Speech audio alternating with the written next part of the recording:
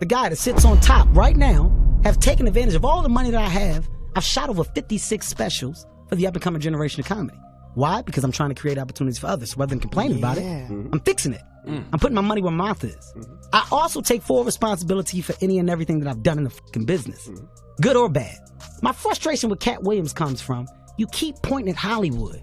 Hollywood this, the white man, this, and this. When do you take responsibility for your actions? You had the shot.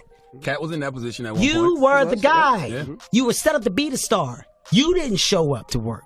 You f***ed off promo shoots. You f***ed off your promo f***ing trips that they had set up for you. You became a risk to the studios, which is why the studios stopped f***ing with you. Why was he a risk? He chose drugs. Oh, okay. Take responsibility for what you chose and say, you know what? I gotta fix me, and I'm gonna come back and I'm gonna stand up for comedy. Kevin Hart has had it with Katt Williams, or so it seems.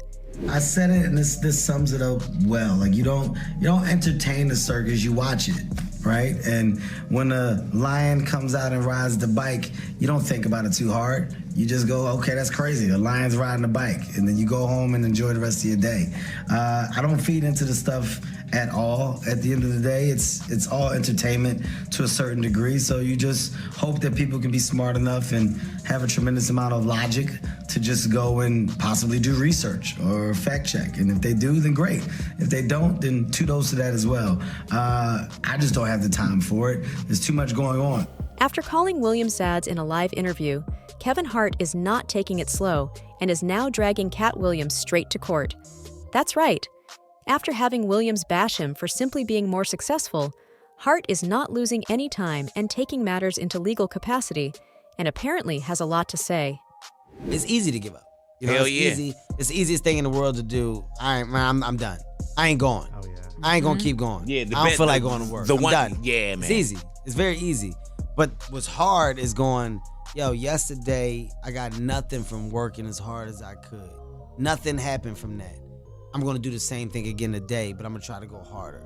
That's the hardest thing in the world. To get up every day and give 100% and be in the same position that you were each day, but mentally know that you're trying and trying and trying. That's a real grind. Take a look. Over the course of a recent episode of Shannon Sharpe's YouTube show, Club Shay Shay, Katt Williams garnered a great deal of attention with his exposed and alarming remarks about a variety of celebrities, most notably taking aim at fellow comic Kevin Hart. In 15 years in Hollywood, no one in Hollywood has a memory of going to a sold-out Kevin Hart show, there being a line for him ever getting a standing ovation at any comedy club. He already had his deals when he got here. Have we heard of a comedian that came to LA and in his first year in LA, he had his own sitcom on network television and had his own movie called Soul Plane that he was leading? No, we've never heard of that before that person or since that person.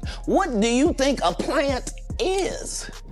During the course of the conversation, which lasted for more than 3 hours, Williams not only provided his opinion on Hart, but he also discussed the careers of other comedians, such as Steve Harvey, Cedric the Entertainer, and Ricky Smiley, and how he might just be better than all those mentioned. Yep. You let Ricky Smiley sit here and you said out that mouth, you stole Friday After Next, the one I was in. I wish all of America fumbled a bit when that happened. And then he said some stuff that we haven't heard in 100 years in Hollywood. You ain't say nothing. This man told you he had Katt Williams' role. He was gonna be Money Mike. And Katt Williams was gonna be the Santa Claus. Now let's, 3 quick points. You mean in Hollywood they cast a 5'5" black Santa Claus that weigh 145 pounds? That's your story.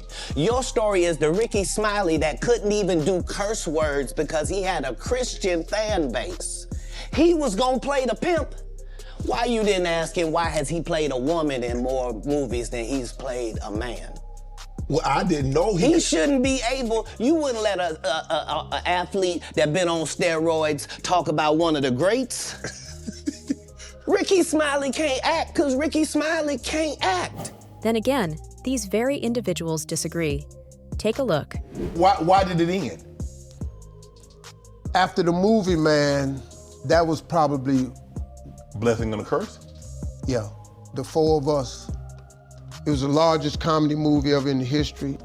We split up. You wish you would have stayed, kept it together, could have kept it together a couple of... We tried everything, but, you know, dudes felt like they was movie stars. I never saw myself as a movie star. Just let me go be me. So I knew, but Bernie got a lot of roles. Sid got a lot of roles. So I just knew, but the thing that they did though, when they went and got so many roles, they stopped doing stand-up. Right. Me, I felt so strongly about stand-up, I never stopped. Right. When I got my TV shows, I still toured on the weekend. Right. By myself, take two people with me. Radio City Music Hall. I stayed right there while the guys was doing the movies. But quite specifically, in all aspects of his discussion about Hart's success in Hollywood, Williams did not pull any punches. He asserted that in his 15 years of working in the industry, no one had ever witnessed a show that was completely sold out, or a standing ovation for Hart at any comedy club. Cedric did the same thing. Cedric told you when you asked him, did you steal Katt Williams' joke? Yeah. He said, it don't line up. How it don't line up that I did it on TV in 2018? You came to see me at the Comedy Store do it in 2019 and then did it on the Kings of Comedy. Like, what doesn't line up? This is a televised joke that Mark Curry helped me punch up and get to the level that it was. The same Steve that went to go watch Mark Curry do his whole sitcom and then stole everything Mark Curry had. And because Williams allegedly requested adjustments to remove what he referred to as steep and fetch it themes from the scripts of every movie that Hart worked on for a period of 5 years. The comedian also stated that every movie that Hart originally worked on had been presented to him first. Kevin Hart done went 25 years without ever being in the same building with me at the same time. If I go in the building, he walk out. You've never seen us in the same building ever in 25 years. Why? Why? Yes. Because I'm really the product. I am never under the influence of anything. I'm always in my right mind. I'm always a physical specimen. When you see me, I'm much, much bigger than you had thought. I have far less play in me than you would like. And I'm relentless. I'm out there, I'm still to this day, I play 11 games of basketball with a 20-year-old. The record is 92-6. And if that wasn't enough to irritate Kevin to his core, during the interview, Williams declared that he would not compromise his values and emphasized the significance of avoiding obviously homosexual themes in comedy. I almost died. And I gotta read this script from all these good white people where this nigga want me to get in a dress with him. And I'm literally saying to everybody, why is he in a dress again? You already played the old lady as an FBI agent. We can play anything now. We can be playing a dog catcher this time. Why do we need to be in a dress? And I get so mad, I say, you don't want me. You want Brandon T. Jackson. And that's who they went and got. Twice I said it, they went and got him. Just like I'm telling you, I had that other dude's work, I had all of it. All I did was say, I want to punch it up so it's not offensive to real niggas. And that's how I got in this position. I sure hope I have Club Shay Shay after this air. It's gonna be in a dimension it's never been. And, of course, to many out there, this statement then gave the impression that Williams harbored personal rivalry toward Kevin Hart. In his criticism, he stated that the industry had ignored his suggestions and instead relied on other comedians to implement the improvements that he had intended to implement, only because people like Hart had already sold their souls to the industry. And they not making my pay go up because I'm doing better or nothing. It don't matter to them that I'm famous and people know me or nothing. They want to pay me exactly what they paying the new girl. And I've been suffering under it for a decade now and just taking it. I just been getting whooped. But I just gotta come say, this is wrong. We should be ashamed. But this is a country where we don't pay the teachers and then we say the kids is the most important thing. You can't have both of them. If you do that, we're gonna end up with a generation that can't read. Now, when it comes to Williams and Hart, This conflict has been going on for quite some time. Guess what? Generation Z and A can't read. Why? Because who was giving them a book?